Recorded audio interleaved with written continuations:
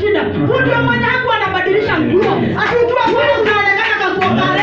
Wanasema ndio ule mtumishi, ndio ule mama wana pale chini. Lakini Biblia ikasema ya kwamba anakuja kutengeneza njia mahali ambapo ni nyikani, mahali ambapo ni jangwani.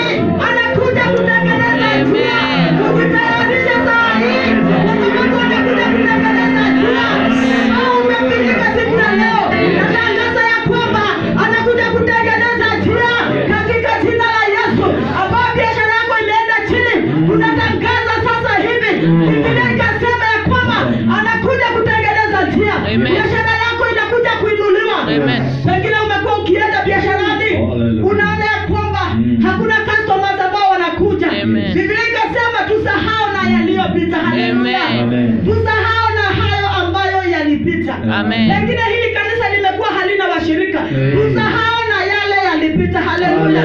Amen. Tugange yajayo. Haleluya. Kwa sababu ni maandiko inasema ati sasa hivi tuachane na mizigo za zamani. Tuachane na mambo yaliyopita. Tuyagange yajayo kwa sababu anakuja kutengeneza njia. Baba anajua sababu aliwaita. Haleluya. Baba anajua sababu ya kukuumba na uliumba kwa makusudio yake Mwenyezi Mungu. Kwa hivyo siku ya leo na kutangazia ya kwamba tuache mizigo mizito na tuyagange yajayo. Tujitabirie mema katika maisha yetu, katika biashara zetu, kwa familia zetu na hata nchi yetu ya Kenya. Haleluya. Hata ni corona inakuja kuisha in the mighty name of Jesus. Baba atengeneze njia. Haleluya. Na kama hata yuko corona, ambia mwenzako hautakufa. Haleluya. Kwa sababu wewe umetengenezewa njia, kwa sababu jambo jipya limetengenezwa kwako. Wewe ni mbarikiwa wa Bwana. Kuanzia dakika hii natangaza ambaye kwa mahali hapa hakuna ambaye atakufa kwa ajili ya corona. Haleluya. Tunatangaza ya kwamba kwa sababu tunaanza upya. Pengine ulikuwa mwenye dhambi, ghadhabu ingekupata, lakini saa hii tunatangaza ya kwamba ukiachana na dhambi zako, ukiachana na mizigo mizito, unafunguliwa ukurasa mpya katika jina la Yesu. Unaenda kuwekewa malaika wengine wenye walikuwa kazi wanafutwa kazi, na unapewa malaika wengine, malaika wenye hawana delay kukuja kukubariki, kukuja kukuinua katika jina la Yesu. Haleluya.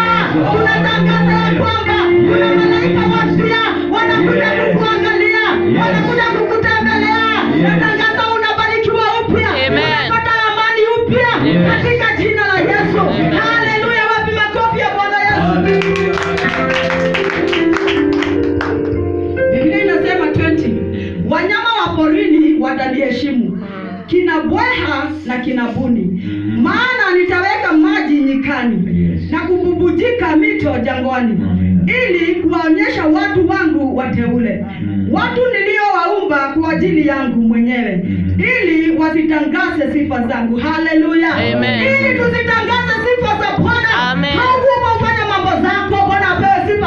Haukuumba kwa ajili ya mambo yako, lakini uliumba kwa sababu ya utukufu wa Bwana. Kwa hivyo wakati mwingine tuambie Mungu ya kwamba atuumbie mioyo mipya, atuumbie mawazo mapya, tukaweza kujua ya kwamba tuliumba pakiwa na kusudi, makusudio yake Mwenyezi Mungu. Uliumba ili ukaweza kuabudu Mungu. Haleluya. Kwa hivyo siku ya leo mizigo yote mizito ambayo tulikuwa tumebeba tukaweza kumpatia Bwana Yesu. Bwana apewe sifa. Kwa hivyo tusahau mambo ya zamani, tuisahau kabisa. Kama ulikuwa unaenda hivi, ni wakati wako wa kuchukua U-turn. Uliza mwenzako kama hako tayari kuchukua U-turn. Katika jina la Yesu. Kwa sababu naona kuna mtu peke pia sasa zimeanza kutayarisha mbinguni. Haleluya.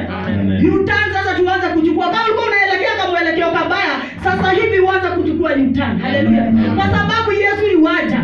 Kuna kitu ambacho Mwenyezi Mungu alinifundisha usiku ya kwamba tumejaribu siku hizi watu wote, na mimi na wengine na watumishi na wewe ambao unanisikia na huko nje, ati wewe kazi zetu ni ku raise our standard. Bwana apewe sifa.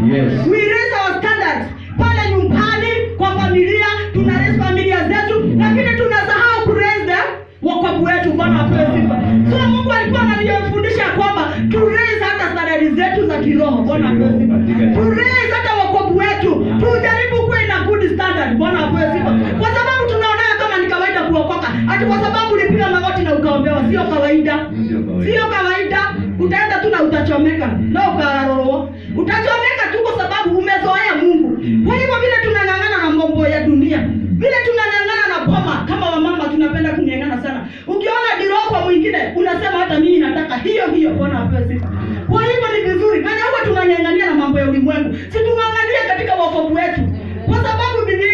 kwamba, yani Mungu alikuwa ananisaidia kwamba tuking'ang'ana hadi roho zetu ziinuke, huu ni wakati wa mwisho. Na aliniambia ya kwamba, ama alikuwa ananifundisha kwamba atakuja bila sisi kujua. Praise the name of the Lord. Amen. Nani atakuja kama mwizi? Nani hajui hivyo?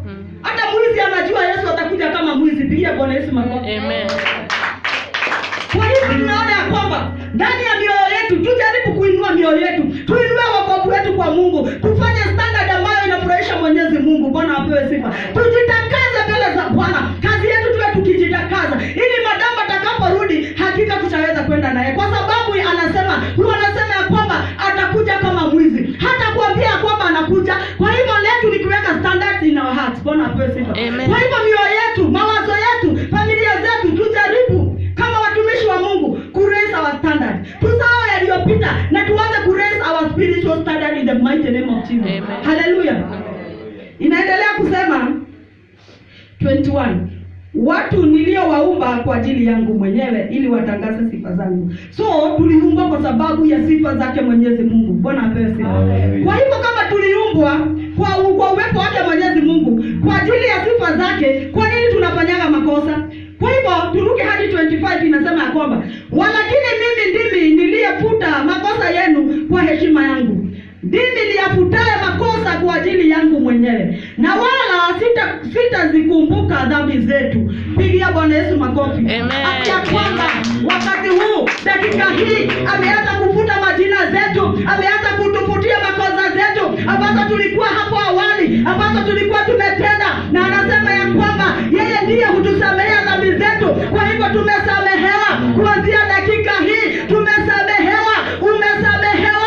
Wewe ndio unajua dhambi zako, wewe ndio unajua vile ulikuwa ukifanya, lakini Biblia ikasema ya kwamba kuanzia saa hii, kwa hiari yake Mwenyezi Mungu, umesamehewa. Haleluya. Pigia Bwana Yesu makofi mazuri. Umesamehewa dhambi zako sasa, na unaanza mpya. Sasa malaika anakuja na keti mahali ambapo huko, na anaanza kuchukua a new data. Anaanza sasa kukunakili tena, anaona sasa huyu ni kweli amebadilika, anajaza, alisikia neno, wacha tuone. Bwana apewe sifa. Kwa hivyo tujitakaze, tupatie Mungu maisha yetu, kwa sababu Mungu akasema vizuri ati hutusamehea dhambi kwa sababu ya heshima zake. Sio vile ati tuko wazuri, ati kwa sababu yeye ni mdosi. Hakuna cha hiyo. Kuchomeka utachomeka tu.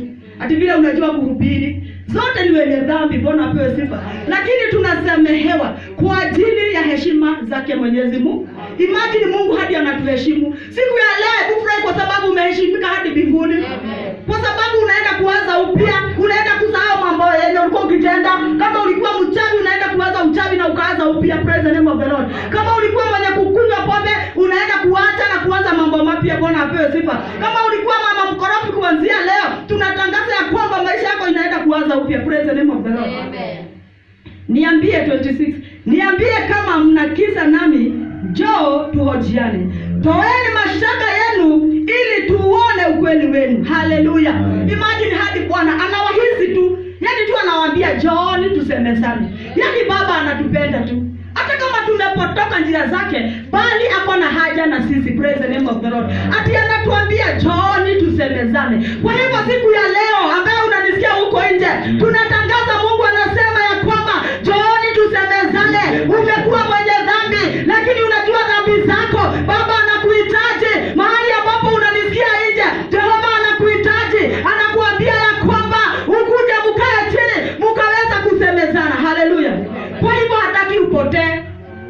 Biblia hata huwa inasema vizuri ati Mungu afurahishwi na kifo cha mwenye dhambi. Kwa hivyo ni vizuri as we raise our standard, Mungu akiwa mbinguni makosa yetu anayosahau. Na pia dhambi zetu Biblia huwa inasema Mungu haangaliani makosa yetu hata kama iko red. Praise the name of the Lord. Kwa hivyo Mungu huangalia vile change. Bwana asifiwe. Biblia huwa inasema kwamba hata ulikuwa umeokoka vizuri sana, lakini wewe ni mtenda dhambi, hiyo yote ni bure. Pengine ulikuwa tu unajinyima, unafanya fasting, unaoimbia Mungu, lakini siku moja ubadilike, yeye huo umetenda ni bure. Bwana asifiwe. Kwa hivyo tuchunge sana. Isikuwe kazi ya bure. Sasa hivi umejinyima, wengi hawajakula lunch, wengine hata pia hawana ya kurudi kwao. Bwana apewe sifa. Lakini ni kwa ajili ya Mwenyezi Mungu. Yaani tuchunge tusifanye kazi ya bure. Si ndio hiyo? Tumefunga kazi zetu kwa ajili ya Mwenyezi Mungu. Lakini isikuwe kazi ya bure. Bwana apewe sifa.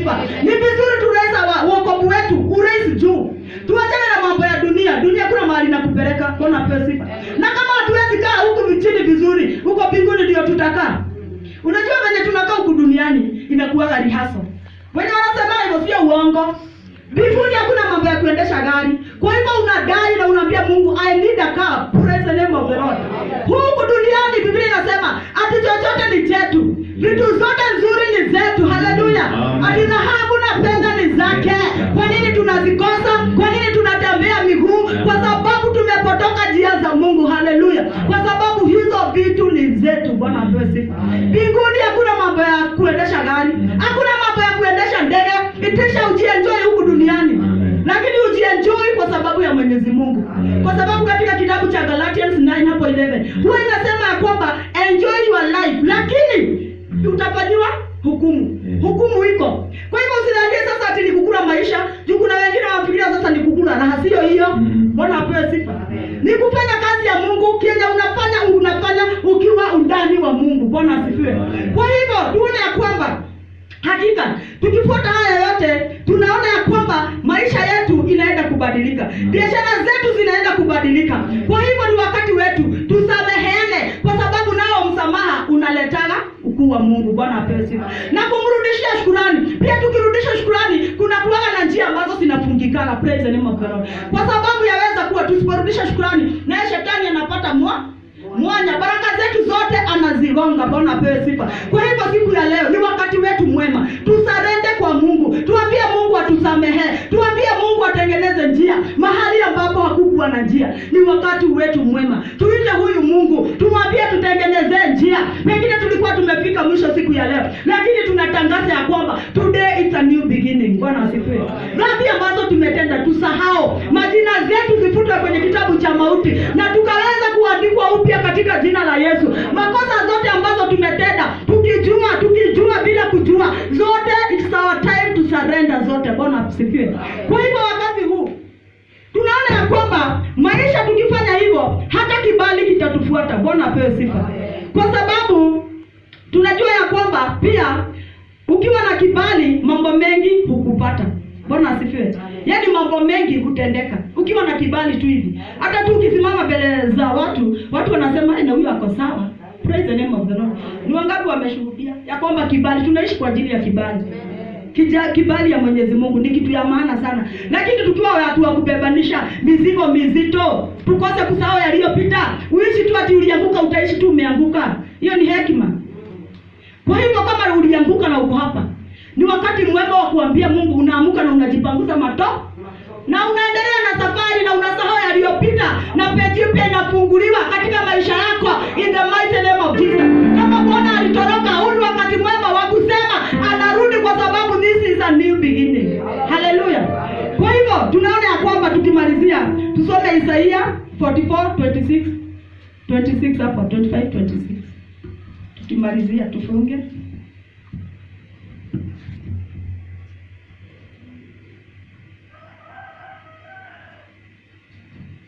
Yaani 26 tutasoma tu kama mstari moja 26, lakini tuanze 25 ili muelewe. Biblia inasema vizuri, mimi huzifurudisha ishara za watabiri waongo na kuwapumbaza waaguzi. Mimi huyakanusha maneno yao ya wenye hekima na kufanya ujuzi kwao kuwa upumbavu. Lakini hudhibitisha ujumbe wa mtumishi wangu na kukamilisha maaguzi ya ujumbe huo. Pigia Bwana Yesu makofi mazuri. Ati Mwenyezi Mungu atadhibitisha ile maana ama kudhibitisha ujumbe wa siku ya leo. Bwana apewe sifa. Kwa sababu ujumbe ni mimi nimekuletea. Mungu aliniongoza nikuletee. Biblia ikasema ya kwamba Mungu ataudhibitisha. Mungu atafanya ukafanyika kwako. Haleluya.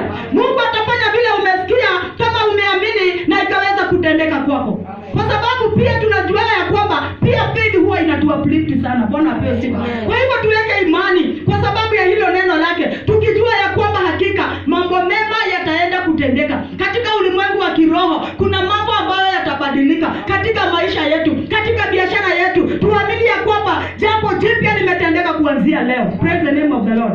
Kwa hivyo ninaomba tuamke, tuipe worship alafu tujiombe. Kila mtu aombe ya kwamba ukawe Bwana niwe